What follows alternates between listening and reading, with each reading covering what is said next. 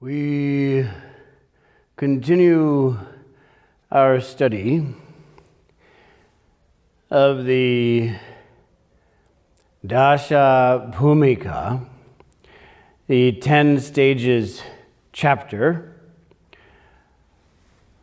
of the flower ornament scripture, which is an essential text in the Mahayana Buddhist tradition. This is a celebrated section, and we are honored, we are fortunate, we're privileged to be able to examine these teachings. This section is on ethics. It's on virtue. It's on the importance of changing how we live. It's on the understanding that what we do matters and has consequences. Therefore, we should be encouraged to behave in kind and compassionate ways. Now,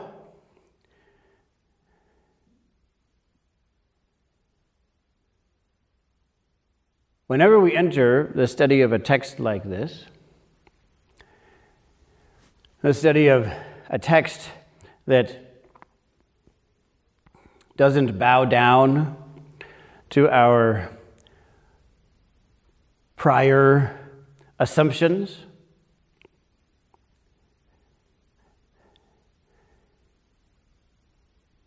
we should carefully examine our prior assumptions. We should look at this very closely, and we should understand that it is possible that if we agree with this text, we're really just agreeing with our prior assumptions. And if we disagree with this text, we're really just agreeing with our prior assumptions.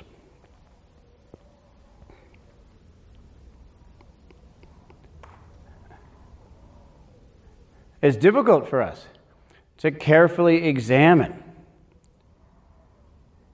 the ways of looking at things that we carry into this exploration.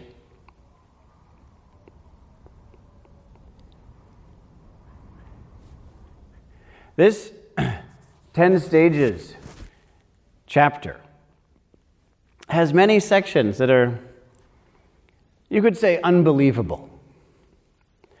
The sorts of things that are described, the degree of happiness that beings who move through these 10 stages are said to have.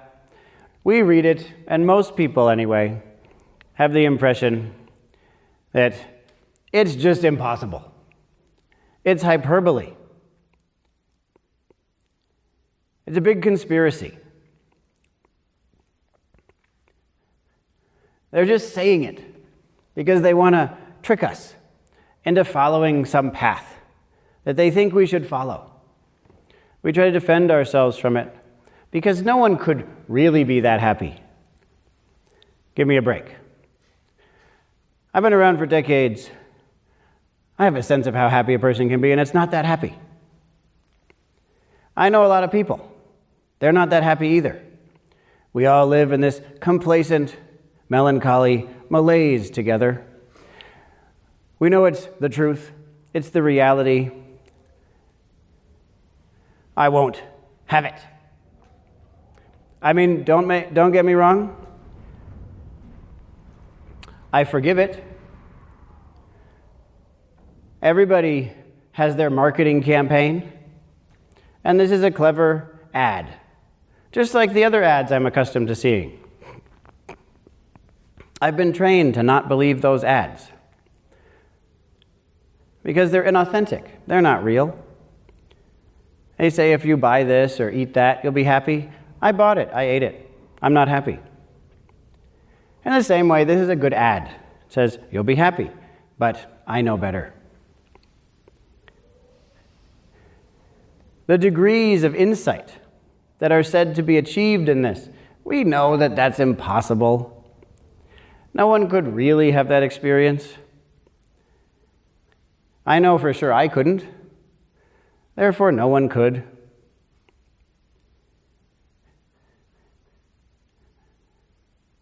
And they couldn't. Therefore, I know that I couldn't either. We have this sense that we already know. And because we know in certain ways, I need to deal with the watch.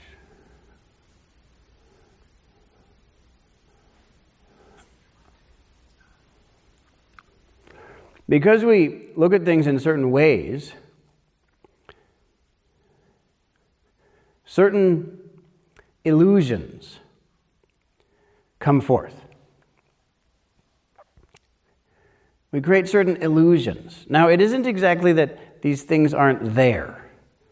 Not exactly the case that these things aren't there. It's just the way we look at it made it appear that it's there. Now, I understand that texts like this are a little bit foreign. Everyone's read this text, right? Raise your hand if you have not read the text.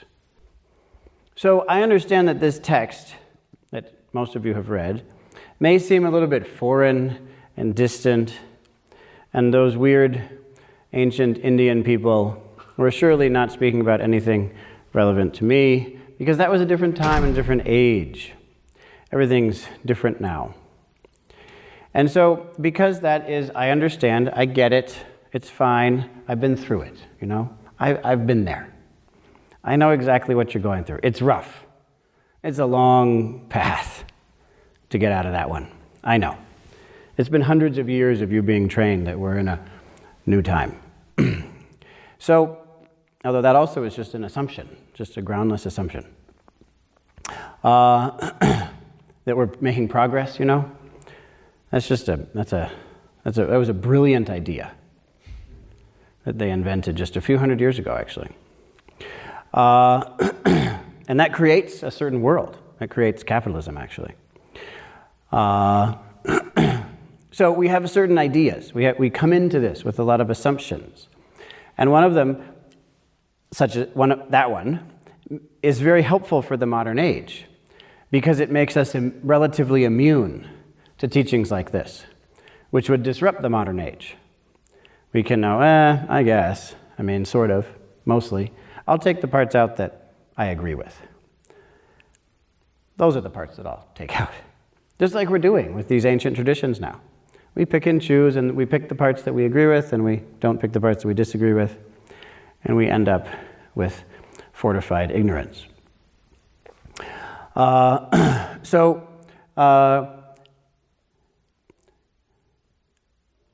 So we look at this and we think, this doesn't seem very credible. So what I'm going to do is I'm going to choose another text that many of you may be familiar with. It's a more modern text, in order to give you a sense of how it is that the way we look at things creates the things that we see, even though those things are already there. It's hard to explain, isn't it? So, good news. We have a metaphor, and it comes from a very interesting book, a long book, if you add up all the books together, not quite as long as this one, but still relatively long, called The Hitchhiker's Guide to the Galaxy. Have any of you read this book? Oh, good. Now we're getting somewhere. Okay. So in the final book, the very end of the trilogy, it has somewhere between 4 and 7 books in it. The trilogy, that's the kind of book it is. At the very end of it, there is a bird who talks to a girl. Do any of you remember this scene? The bird who talks to the girl in the cave in the rainstorm. Oh, maybe none of you have read the final book. Well, there's a bird who travels from the future to the past in order to make sure that the Vogons achieve their mission. And it, or whatever it is it's actually a robot. It's a machine, and it talks to a young woman, a girl. And it's trying to explain to her that sometimes you see what isn't there. And sometimes you don't see what is there. Yes? And so there they are, they're in a cave, and there's a big rainstorm falling. And it says, it's raining outside, but it's nighttime like this, like the rain was just falling, it's nighttime. And it says, look out, and do you see the rain? And she says, no. She says, but still the rain is there. And then it's a machine of some kind, and so it has the ability to send light. It has like a flashlight. And so it sends well, for now, make it a little bit simpler. It does kind of a cylinder, like a cone of light it sends out. And then you can see this shape outside because it reflects off of all the raindrops. Raindrops are falling, and then you can see outside that there's a prism, a cone outside. And he says, and it, or whatever it is, says, can you see this shape outside? She says, well, yeah, it's obvious, it's right there. And he says, but you know that that it's not there. There isn't a cone out there. It just looks like there is because of the way that you're seeing. The light is reflecting off of those raindrops, but if there isn't the light there, the cone isn't there. There isn't a cone of raindrops there. The way you're looking at it makes it appear that there is such a cone. And then he takes it off, and can you see it anymore? No. And yet it continues to rain. In the same way, when we move into this, so this is a text that has enormous authority. So you should listen closely to this text. Yes? Big authority. It's Hitchhiker's Guide to the Galaxy. Lots of people reference it lots of the time. More than people reference this one, actually. So this is a highly authoritative text which you should pay a lot of attention to. You can read it if you want. It's quite good. So, when we look at a text like this, what it's asking us to do is question our underlying assumptions. And that's very hard for us. We come into a place like this and are asked to question, to investigate. And that's something that turns out to be very difficult. In an awakening period, in particular, we're asked to question, to look at basic things and ask questions about them. While we're in a responsibility period, we're asked to question as well, but we question the way we do things. We question the forms that we use, but we question our behaviors. But here, in particular, we're questioning not because this is the whole path. The path consists of purifying and cultivating our perception, and purifying and cultivating our behavior. Perception and behavior are the two parts of the path, the Dhamma and the Vinaya, except it's the opposite. So you have this sense of pushing forward to cultivate. What is the right way, the appropriate way, the pure way, the true way to perceive, to see, to sense, to know? And what is the pure, perfect, wonderful way to behave, to act, to respond, to live? We have to pay attention to that. Both of them matter. During responsibility, we're primarily looking at how we live. During awakening, we're primarily looking at how we see. And so this is asking us to question, how do you see? And it's interesting, in these 10 stages, there are sections on enormous joy, there are sections on deep insight, sections on meditation, sections on effort versus non-effort, sections on deep compassion. And it's all unbelievable. Those of you who have been at previous lectures on this text or who have read the whole thing know it's completely unbelievable. And once you get to the 8th, 9th, 10th stages, it's just totally absurd, the claims that are made in this text. It's absurd at a level that I I'm glad that I take as long as I do on this text, because I have no idea how I'm going to give lectures on the 8th, 9th, and 10th stages. I don't know what I'm going to do. I don't know how I'm going to talk about it at all, because it's completely absurd. Nonetheless, despite all that, the chapter that gets the most, the section of this chapter that gets the most resistance nowadays is this second stage. Why? Because it makes a certain claim that's completely different from what we've been told to believe. Just those weird, intellectually immature people believe this. And the claim is karma. Your actions matter. Your actions are going to impact you in the future. The way you see things matters. It will actually impact your experience in the future. You cannot externalize harm. You can't look at things in the wrong way and get away with it. If you look at things in the wrong way, if you believe things that aren't true, you'll suffer. If you try to push off pain to others, it will come back to you. You can't do it. It's not just that you shouldn't do it, it's that you can't do it. It's claiming that moral relativism is only relatively true. There's an underlying law here, and there's nothing you can do about it. It will cause consequences. And so, people doubt this. People have a lot of trouble with this. And we say, okay, we just have to get rid of this whole thing. The two things that I would say people have attempted the most to remove from this path, as we've attempted to modernize it, is that the two things are a teaching on ethical cause and effect, which is to say rebirth, that you are reborn, that everything you do has consequences. People even make absurd claims like the Buddha never really taught it. It's amazing that people say that. People say that the Buddha did maybe teach it, okay, but he just taught it because it was the norm at the time. But that's not true either. There's no reason to believe that. There's evidence against it. There's plenty of reason to believe that the Buddha taught it. There's plenty of evidence for that. And still we fight this and fight it.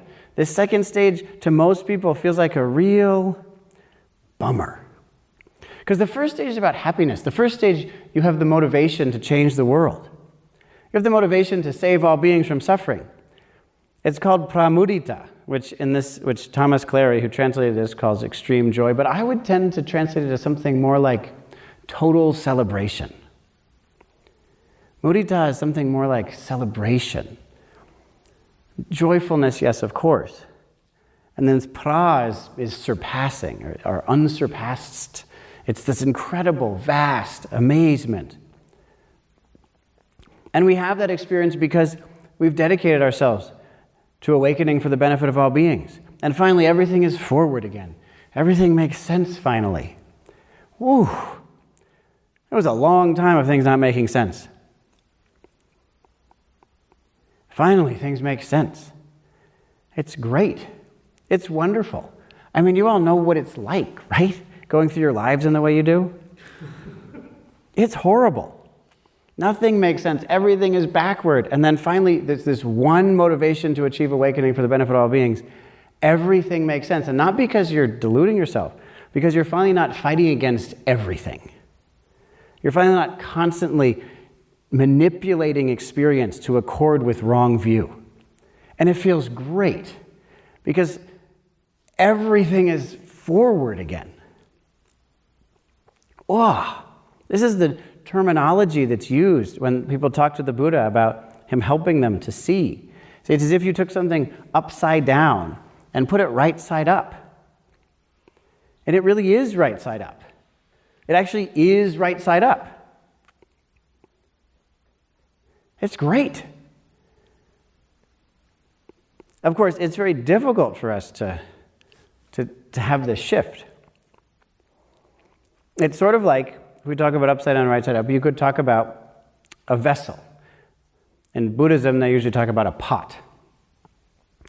So it's very important when you cook, if you want to cook soup, say, it's very important that you have the pot right side up. It's incredibly important. Is anyone cooking tomorrow? You're cooking, right? So you can try. Yes? Give it a shot. You have to cook soup every meal, right? Yeah, so you're going to have a chance tomorrow. So just to warn you, I'm giving him permission. So look out for lunch tomorrow, but you can, if you wish, put the pot upside down on the stove and see if it works. Give it a try. You take the pot upside down, and then you can follow the whole recipe. Yes, you pour water onto the pot. You put seasoning onto the pot. You put the chopped vegetables onto the pot and see what happens. See if you get soup. You won't get soup, I'm telling you, but you can still try. Which may seem absurd, but even though one person may not do it for about an hour tomorrow, I predict that most people will do it for most of the day tomorrow. Have this upside down pot.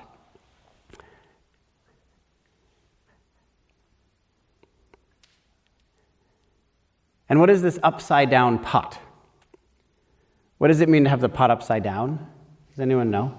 What does the metaphor refer to? Not exactly.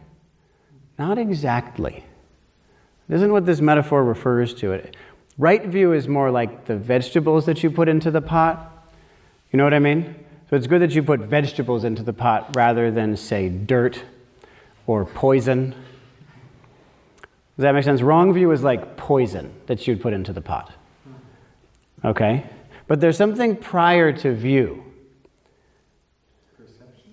What kind of perception would you have that would make the pot be upside down? Illusion. What? Illusory perception? Illusory perception, yes. That would be more like using a dirty pot. Yes, not having cleaned the pot last time, and now there's a lot of rotten material in it, maybe burned on the bottom, and so you try to cook despite that, right? But what does it mean to have the pot upside down? Blocking everything? Yeah, blocking everything. And what blocks everything? What is it that blocks everything? What would it mean to have this upside down pot? Confusion. Confusion. Of course, we become confused because of this. Assumptions. And what specifically about our assumptions means that the pot's upside down? What? Self. What about when self would mean that the pot was upside down? That it's real. The perception that it's real. The understanding or the belief that it's real. Yeah, well, that's another assumption that might be burned onto the bottom of the pot. It's interesting. What? Believing them. And tell me more about believing them. Taking them to be real. Taking them to be real, and why would you do that? Why would you believe, this is true and all else is wrong? There's a simple word for this. Why would you believe that? This is true, all else is wrong. It's a hard question, I know, but worth asking. What would it be to have a pot upside down? What? Change. What about change? That's why we would hold off. Because then we'd have to change. Because then we have to change. Tell me more about that. Why wouldn't we want to change? It takes work. Why? It takes admitting that we were wrong. Exactly. And what is an unwillingness to admit that we're wrong? What is that in one word? Clinging. Yeah, you could say clinging, true. Stubbornness, we're getting there. Selfishness, tell me more. I'll accept either of two words. There's just two words. I'd prefer one, but I'll take the other. What? Obstinance. Yes, we're obstinate. Why? Why are we obstinate? Pride. Because of pride. Now we're getting close. What? Tell me more about pride. What's a synonym for pride? Pride though is confusing, because pride can be a positive word, but there's two words. I'll give you one, I'd prefer the other. What? Conceit. Yes! Conceit. Arrogance.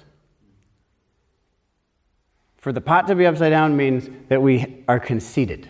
We think, I know. The way I see things is real, is true, is accurate. I'm the one who knows. I know exactly how things are.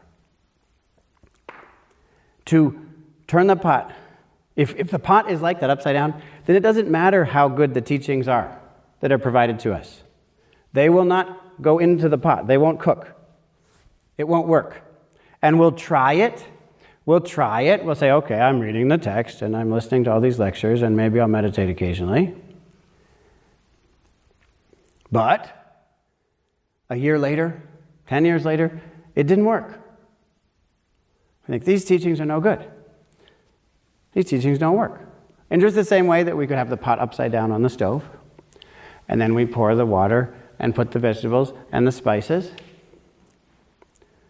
and at the end of the time, it doesn't work. And we think, stupid cookbook. This cookbook is inaccurate. I have demonstrated that this is a bad cookbook. It claimed something very clear. It claimed absolutely clearly that if I followed these instructions, I would get soup. I followed the instructions. I did not get soup. Bad cookbook. Proven, without a shadow of a doubt.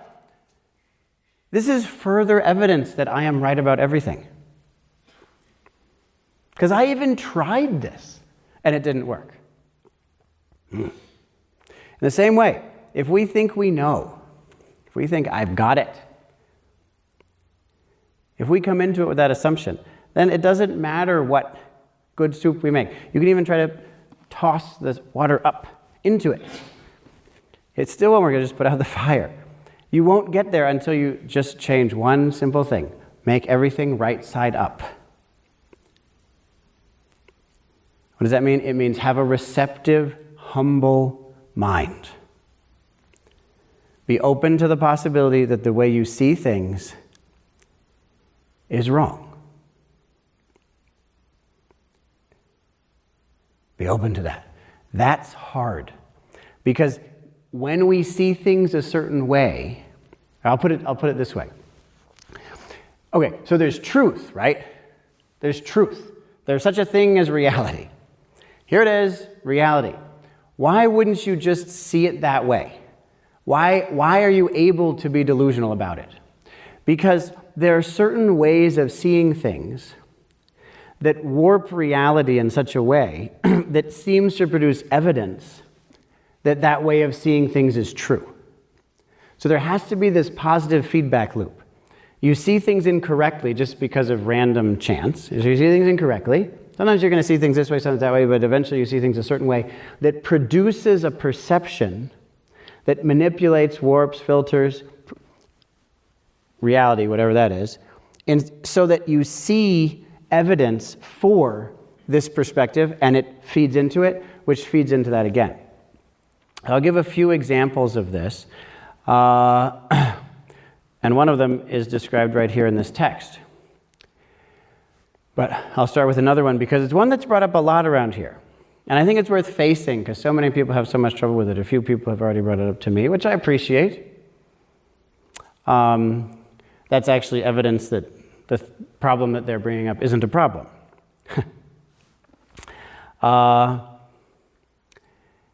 And that is simply, so I don't feel comfortable with this whole guru model of organization. We've seen clearly that the guru model doesn't work. It actually creates a lot of problems.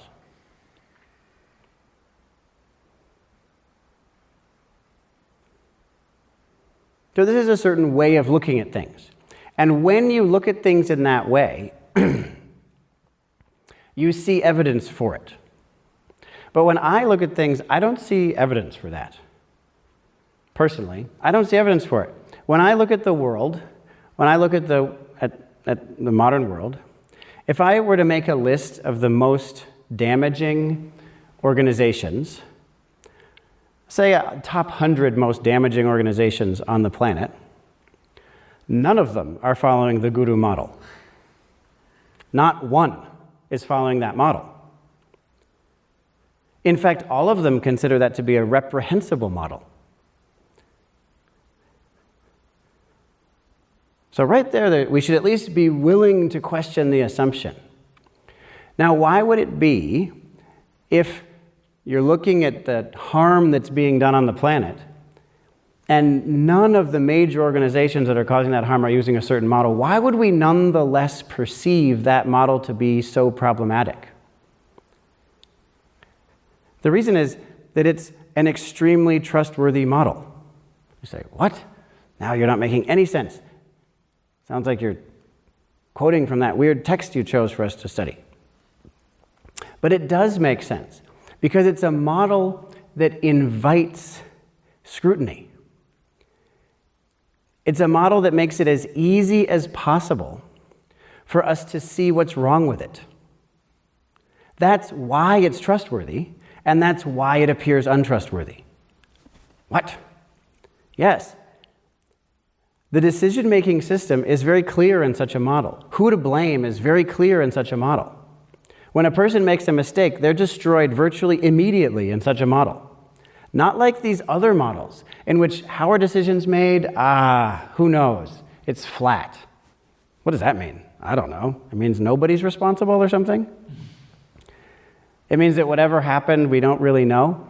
There's some unknown group that's constantly changing, who are legally protected from their actions.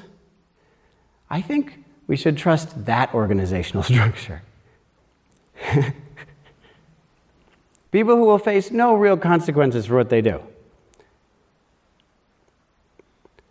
People who are given authority while having no ethical code of conduct.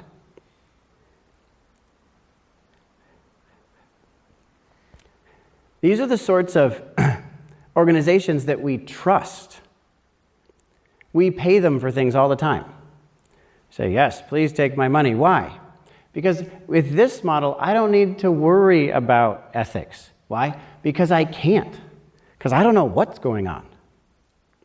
But in a model like the ones that I've lived in, power is given to someone, and everyone is constantly watching that person, is deeply aware of whether that person's actions are benefiting the people who they're responsible for, and everyone is able to see how it is that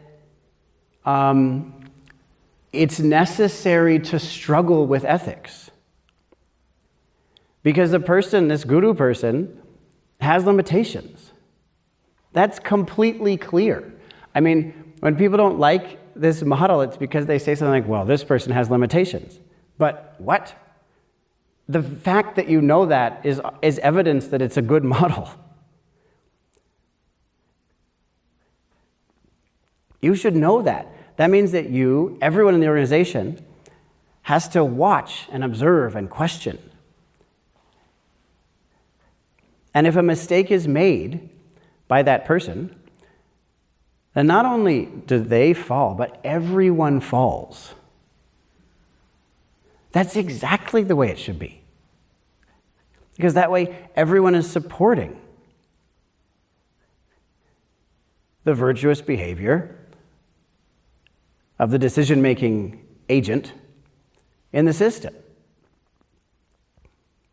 Beyond that, such organizations have a lot of trouble getting so big that they have unfettered power.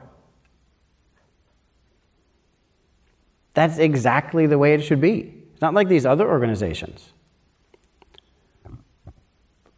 Even hierarchical ones, like the Department of Defense.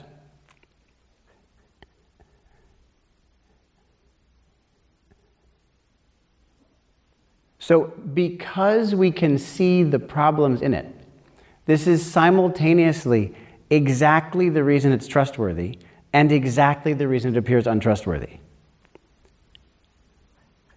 So this is just one small example of the way our confusion produces the causes of our confusion.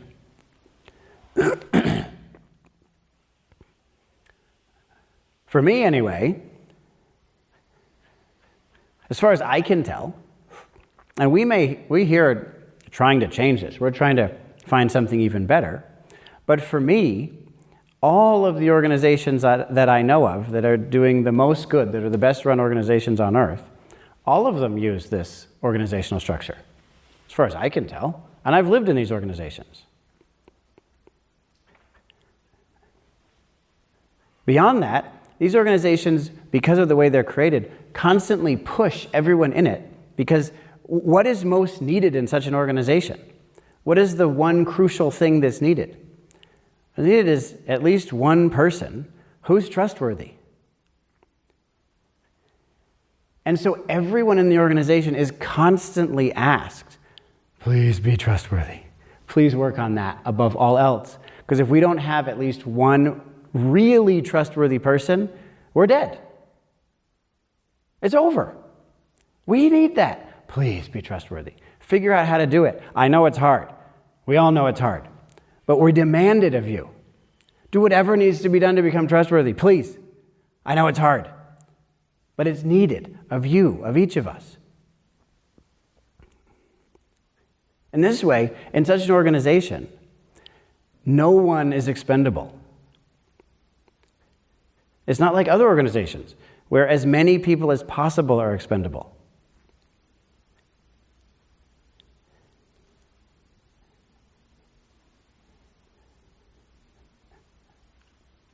So this is just one of many examples that we can look at. I bring it up because this particular text demonstrates to us what happens when we enter this path of attempting to awaken for the benefit of all beings.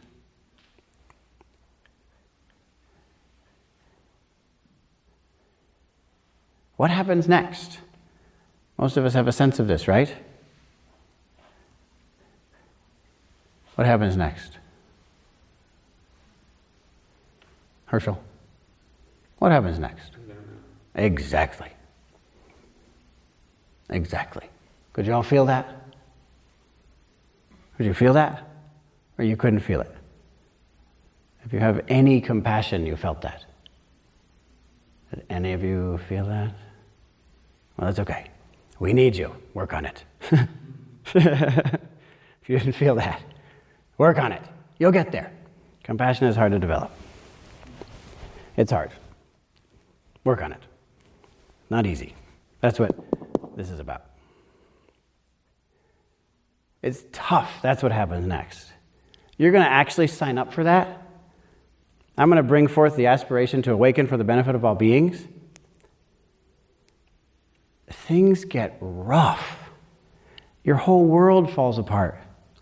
Everything you thought was true is questioned. You don't want that. Of course, you could spend the first few weeks, maybe the first few months, defending your views, but eventually it's all going to fall apart. That's the last thing you want. Even the way you look at yourself starts to fall apart. It's terrible. I mean, if there's anything that I experience resistance to as a teacher here, if there's anything I experience resistance to, it's when I try to teach people, you can do this. You can do this. I believe in you. You matter. You're important.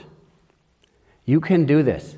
Now, if you just hear the words, then it'll just bounce off of you. But if you actually start to hear the meaning, suddenly, that's a threat to your entire identity.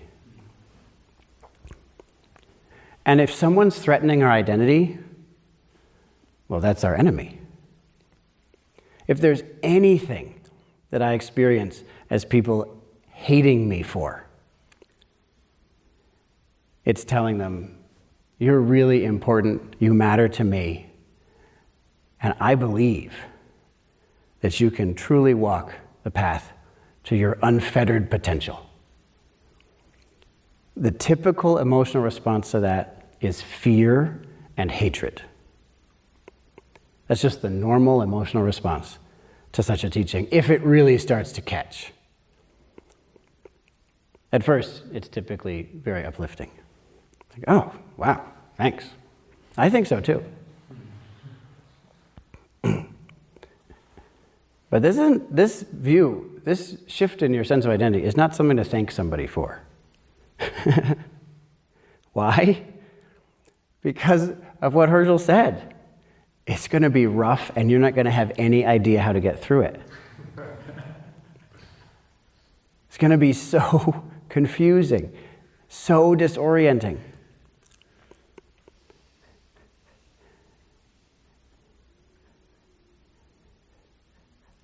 And the thing that's hard is that our impression of that, our experience of that, is that there's something wrong with the path. That's why I gave that first example for so long. Our experience is that there's something wrong with the path. I enter the path to be happy, to be clear, and it's rough, and I'm confused. I don't even know who I am anymore. I don't even know why I'm here anymore. My legs are in pain, and I'm sleepy, and everybody here is so annoying, me most of all. This is terrible. I didn't want that to happen. I mean, the problem, sure, when I came, I said I wanted to be of service, but we all know you can't help anyone. I mean, you can't even help one person. People are so messed up. I've tried to help a lot of people. You can't do it. People don't change. I don't change. I can't even deal with one negative thought. One negative thought. I have one negative thought for a whole period sometimes. Can't get out of it. Sometimes for a whole day, sometimes for a whole year, sometimes for a whole decade. I'm planning on having most of my negative thoughts the rest of my life. I mean, I can't even deal with that, much less actually change my life, much less actually change anyone else's life, much less change society, much less change the world. Give me a break. This is our experience as we walk this path. There's this really interesting interview that Daniel did with somebody named Daniel Schmachtenberger, who, like me, has been dealing with the huge problems on Earth since he was very young. And you know the section that I'm about to refer to. And a question that many people ask him, and I believe you asked him something like what I'm about to say, is, okay, so you're dealing with these huge problems. The fact that humanity seems designed to destroy life on Earth and there's apparently nothing we can do about it. You're dealing with these huge problems in which you start off worrying about something small, like how are people treating cows? And then you realize, there's a much larger problem of destroying entire ecosystems. And you realize, there's a much larger problem, destroying all of life on the planet. And every next time you look at a problem more closely, you see that the problem is bigger, much bigger than you thought it was. Now, I'd add to this that when you walk this path, you don't just realize that the problem is bigger and bigger and bigger. That's part of it. You realize, the problem is huge. This is a huge worldwide problem.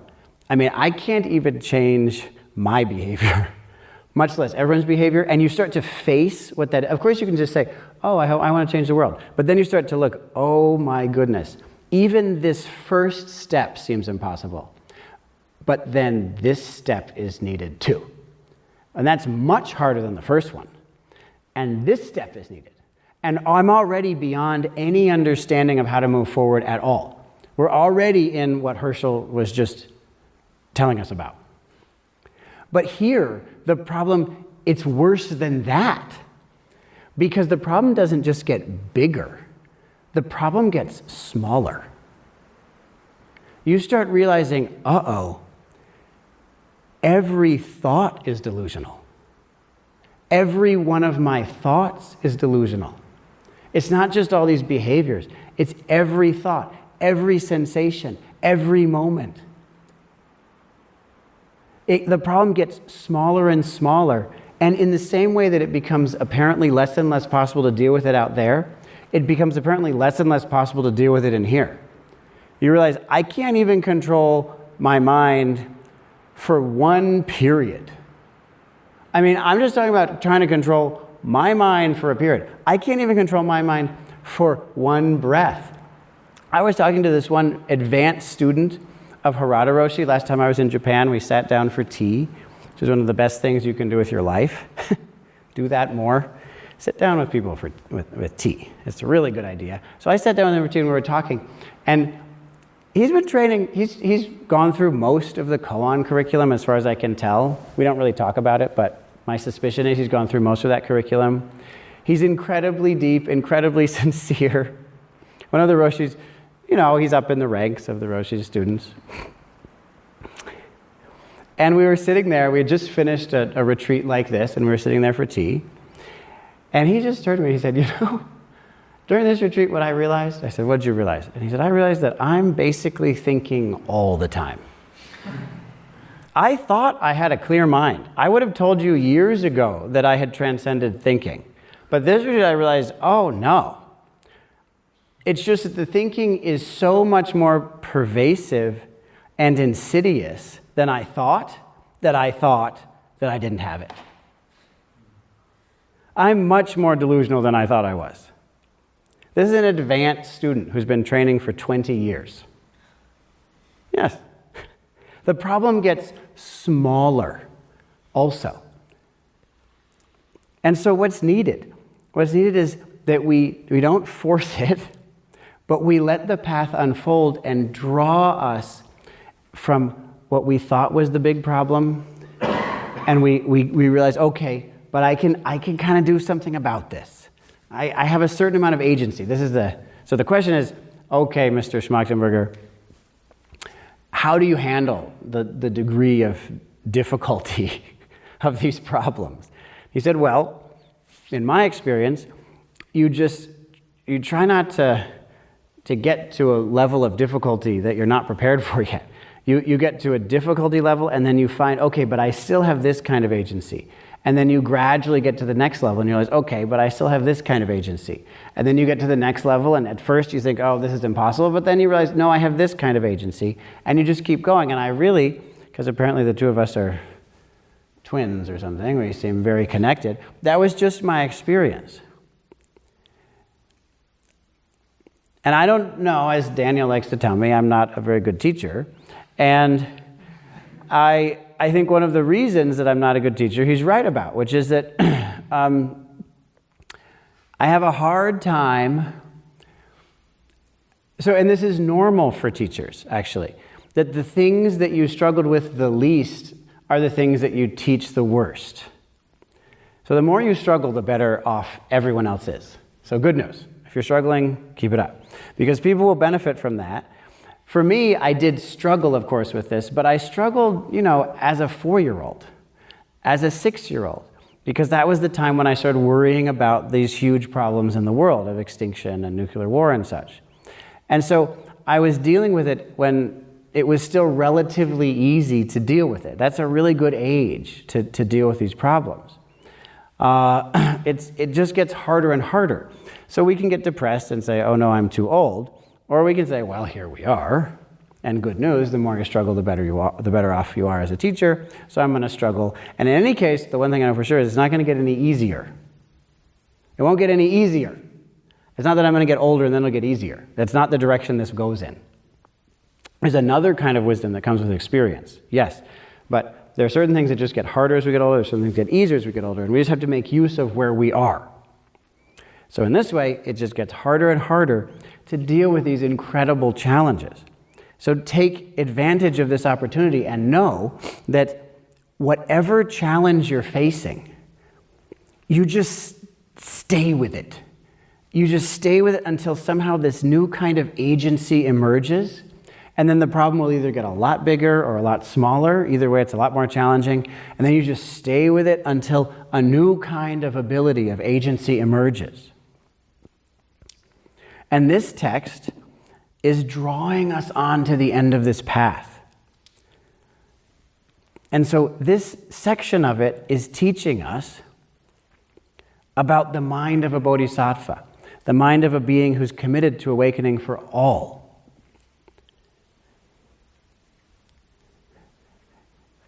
And this is a description of such a being's mind.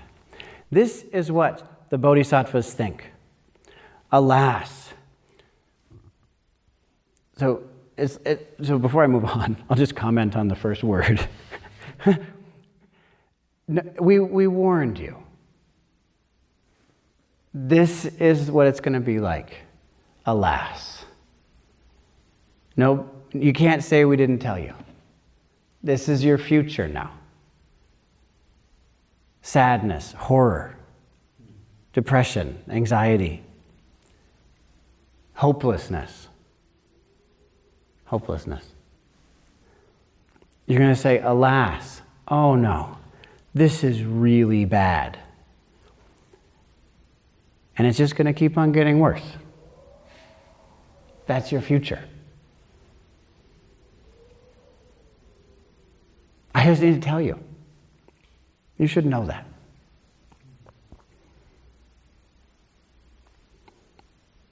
So you see, this isn't exactly an advertising campaign.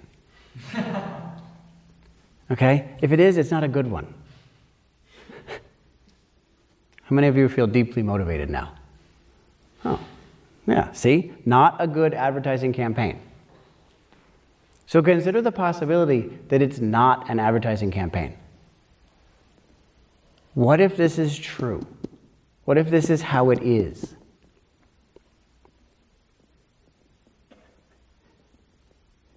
This text makes it absolutely clear that a happiness beyond anything you could hope for through living in an ordinary world and ordinary life will be offered to you, will be completely accessible to you the moment you commit to awakening for all. At that moment, pramudita, this utter celebration will come forth, happiness beyond anything you can imagine. And that happiness will draw you on to right here, to a complete, helpless compassion for the suffering of all beings. That you'll be in it and you'll be unable to escape from it. And it won't be theoretical. See, that's the shift that happens. That's why you have to sit here still and be in pain. That's why you're not allowed to move. It's why you just have to do it. That's why you're given all these tasks that you have to do. So that you realize it's not just, oh no, they have pain over there. How sad for them. Too bad. I wish they wouldn't. It's not like that at all. You find all of it is right here. Oh no, that's alas. That's alas. There's no other place to go. Now this text also claims very clearly that it's exactly by facing this that you experience true wisdom, true compassion, and true happiness. That any happiness based on avoiding this is untrustworthy. It's not only untrustworthy because you're untrustworthy if you like that kind of happiness, but it's also untrustworthy because you can't trust it. It'll fall out from underneath you. It won't work.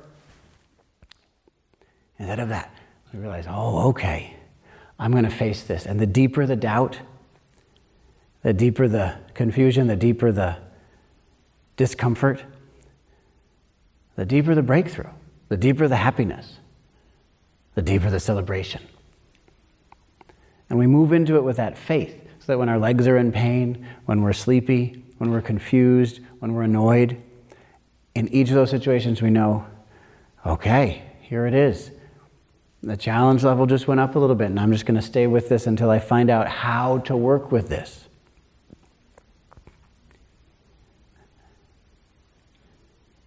In order to move forward in this way, it's essential for us to have a sense of deep confidence.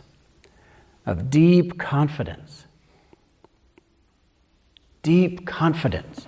True confidence that we can do this. So that every time this challenge level increases, we feel, okay, good. I'm being asked to do what I can do. It's actually interesting. I was talking to Hoden, who is a monk who I trained with in Japan, who just visited recently, about this sense of, how do you say it? Infantilization? Infantilization? Infantilization? Infantilization? Is that the pronunciation? Yes? Okay. No one else agreed. but I guess it's 2 against 0. So infantilization, I did that on purpose, by the way. It's a demonstration of what I'm about to say. So we were talking about the sense of infantilization. And he was saying, organizations like this commonly succumb to infantilization of the people at it, people who train there. Everyone know what the word means? It means, what does it mean? What did you say it means? It means that you take care of the things that someone else is capable of, claiming that you're helping them by protecting them from the difficulties that they aren't yet capable of dealing with. Something like that, right? So, so he was saying, this is actually pretty common in organizations like this. And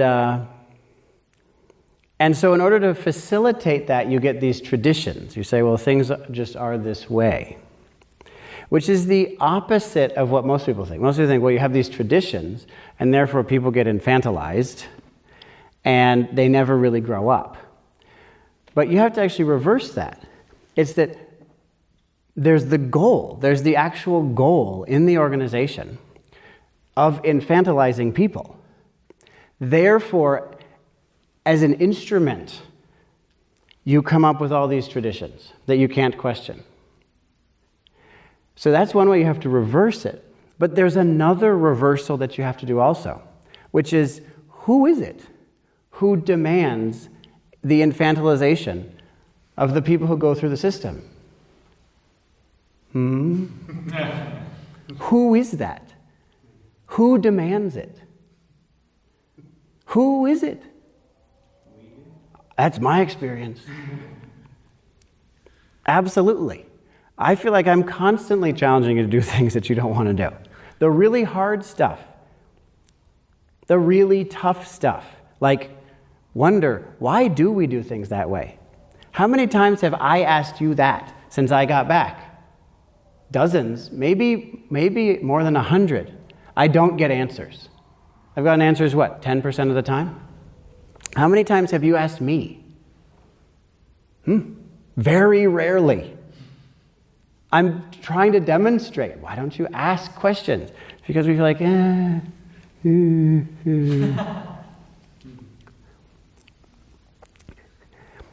There's this sense I'm going to come in and everything's just going to be clear because I'm so tired of being confused. Everything's so confusing. There's this sense that everything ought to be made clear for me by now. I'm going to enter this system and you should just teach me what's true. I've been here for weeks.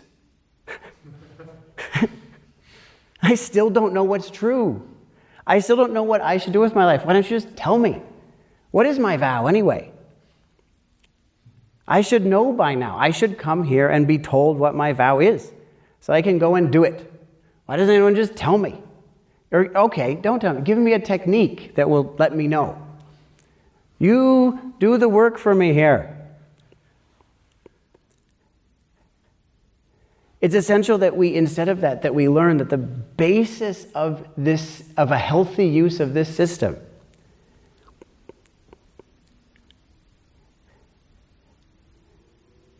and this is, again, something that I am very good at. I don't have nearly as good concentration as most of you naturally have.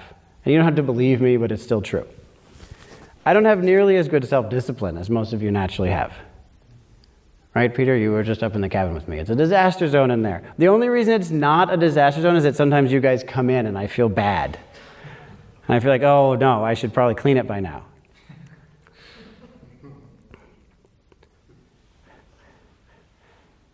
I don't have, you know me. I have enormous emotional issues, right? Anger problems, tendency towards depression. Okay, so there's lots of problems. But there are a few things that I do better than most people. Like all of us, we all have some things we do better than most people and things that we don't do as well. So one of the things is that I entered this system without any desire to be infantilized. No, I shouldn't say without any. Much less desire than most people have. Still some, definitely some, but much less than most. I still remember early on there, and I have such respect for Harada Roshi. You must all know that. I talk about him with enormous admiration. But early on, I was young. I was just in my early 20s. And somebody talked about, we were talking about something, and they said, the Roshi does it this way. You should do it that way. And I just said, well, I didn't come here to become like the Roshi. And they were shocked. But that's exactly how you should look at it. You didn't come here to be like someone else. Did you? Seriously? You gave up your whole life to come here and learn how to be somebody else? Really? I don't believe you. Even if you claim it, I don't believe it. It's irrational. You have to have a sense of self-confidence that I can do this. I'm going to do this. And then finally, the whole guru relationship makes sense because you're the boss. I'm the instrument.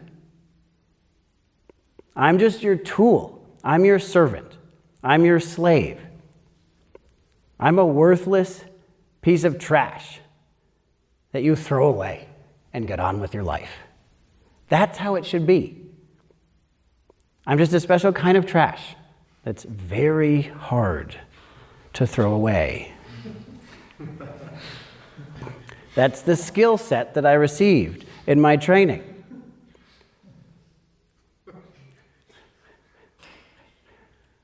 A special kind of sticky trash. And if you can learn how to get this piece of tape off of your hand, then you know how to unstick yourself. And you can be free. They say in Zen anyway, not that this is Zen, it's not Zen, but just to give you a sense, in Zen they say, the greatness of a teacher is measured by the height of the wall they can erect in front of the student. That's the goal. You just make it as hard as possible for the student to move forward. Why? Because you believe in the student. As you say, here it is. You got to get through this obstacle and make it as hard as possible for you because I believe in you. But the student has to believe it too. And so here we are with this incredible section, this unbelievable section in which the total despair of the situation at hand is coupled with the absolute self-confidence of a bodhisattva. So here we go. Enjoy. This is one of the greatest passages ever written on this planet. I would claim, I know now you're going to think I'm crazy, I'm overselling, but I would claim that this is one of the greatest passages ever written. It would amaze me if on any planet, anywhere, at any time, any passage was written much better than this. It's that good. This is it. It's not just a human opinion. This is it. So here we go. Alas, these beings have fallen into wrong views. Their thinking and disposition of mind is wrong. Traveling on erroneous paths in the midst of entanglements, they should be set by us, by me, on the true way, the road of right insight in accord with reality. I mean, do you feel this? This is dealing with the wrong views of the entire world. The human race is under these wrong views, is on an erroneous path that's leading to the destruction of life on the entire planet. And we're claiming, okay, I'm going to deal with that. And you face how serious that is. You don't just glaze over it. You face it and then you come forth. I'm not going to be infantilized here. I'm going to do something. And if Maple or Soryu or whoever can help me with that, okay, I'll make use of it. If not, I'm out of here. Because there's only one thing that has to be done and I have to do it. Finally, the whole thing makes sense. Finally, the whole thing is right side up, like a pot. If we overcome conceit, that is how we find self-confidence. Conceit is insecurity. Humility is self-confidence. Those are just two different terms for exactly the same thing. They're not even two sides of the same thing. That is the same thing. Any deal with the watch?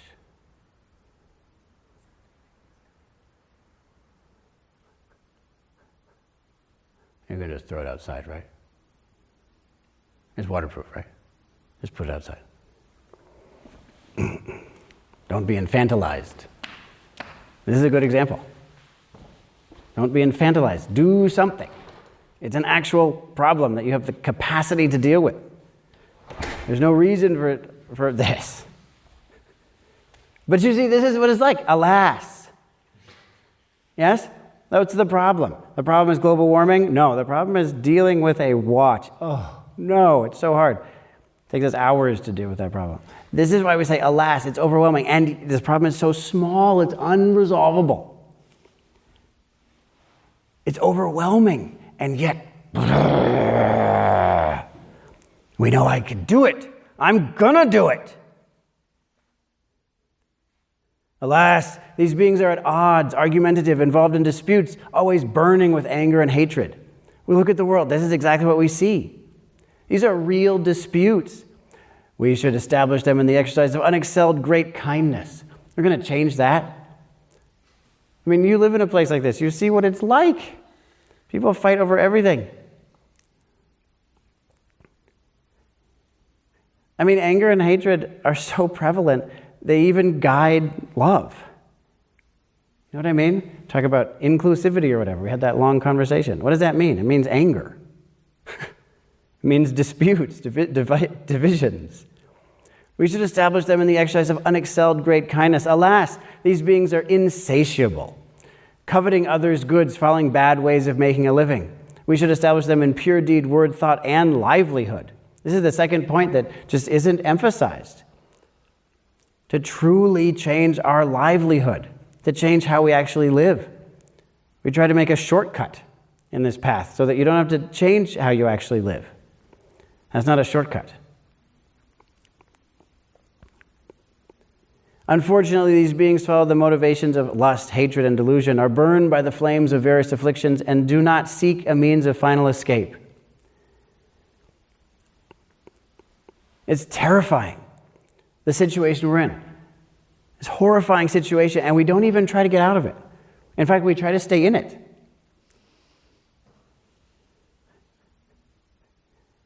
Isn't there some way that I can follow this path without escaping from lust, hatred, and delusion? That's the challenge. A lot of people say, good news, there is. Right? A lot of modern teachers say, yeah, it's great. You do not have to change how you live, and you can keep on being greedy, hateful, and delusional, and still be enlightened. Good news. We figured out a new way.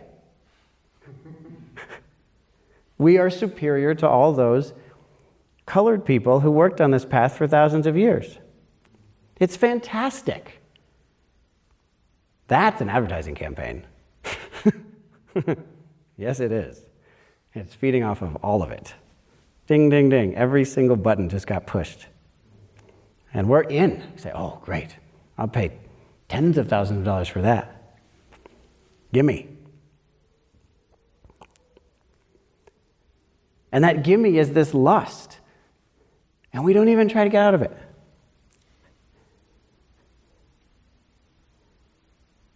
We should lead them to nirvana, where all afflictions cease and there are no ills. We should. Do we have the confidence that we could really do that? There's only one way we gain that confidence. We do it ourselves. Realize nirvana. And find out for ourselves. We put ourselves in the position of power. There's a huge claim that was just made. Did you hear the claim? It's an enormous claim. The claim is that nirvana is a place, that's not the claim, that's just a metaphor, where all afflictions cease and there are no ills. That's a claim. Is it true? It's a huge claim. Is it a lie? Could be, couldn't it? Might be a lie. I mean, I'm baiting you out of your self-infantilization. Get out of it. Is it true? Ask. It's written right here. All you have to do, realize nirvana, and then you can say for yourself. It's as simple as that. Say for yourself. You can disprove this week. You can do it. If you can do it. I mean, if it's true, you can't. But if you can, you can. You should put yourself in that position. If you can disprove the teaching of the Buddha, then as far as I'm concerned, you're the greatest person who's ever lived. Tell me all about it. Try. Come on. Goodness gracious. People went to Hoden and asked him real questions. I didn't even hear what they were because he was told he wasn't supposed to tell me because the people said, I don't want to tell Soryu because what if he doesn't like me anymore? Are you kidding me? I did all this training and I get fake questions. This is my life. This is my life. It's, I work so hard. Give me a real question, please. Goodness gracious. Regrettably, these beings are veiled by the darkness and obscurity of delusion. Covered by the darkness of ignorance, they have entered a vast tangle of darkness, have become far estranged from the realm of wisdom, and have fallen into a great darkness, entered a wilderness of erroneous views. This is what runs the world. We should clarify their eye of unobstructed wisdom so they will know all things as they really are without being directed by another. This is not infantilization. This is the aim of making people completely, as you might say, sovereign, completely independent of the need to depend on anyone else. Ability to burst forth, live in wisdom, acting according to compassion for the benefit of all beings.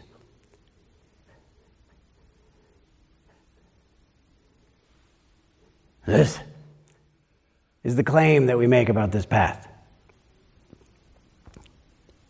Please, throw yourselves into this.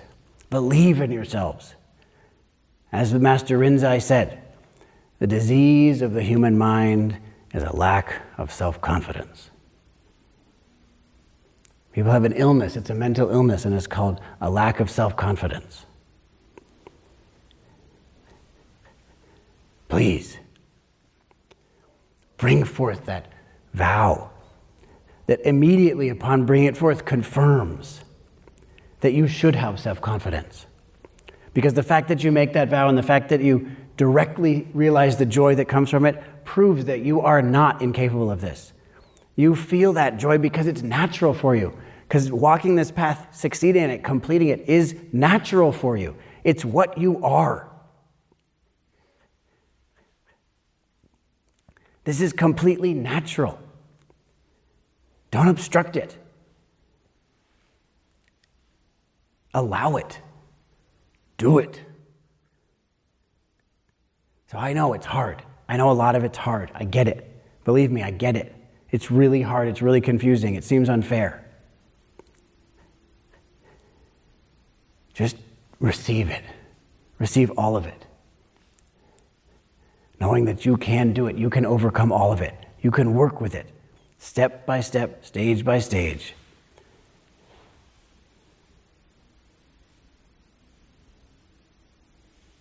All the way to awakening for the benefit of all beings.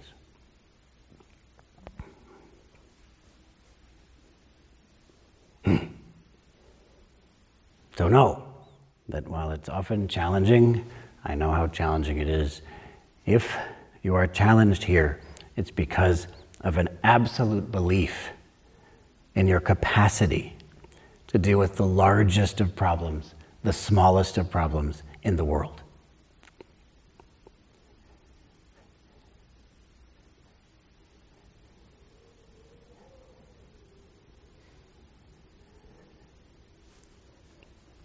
You can do it, like it or not.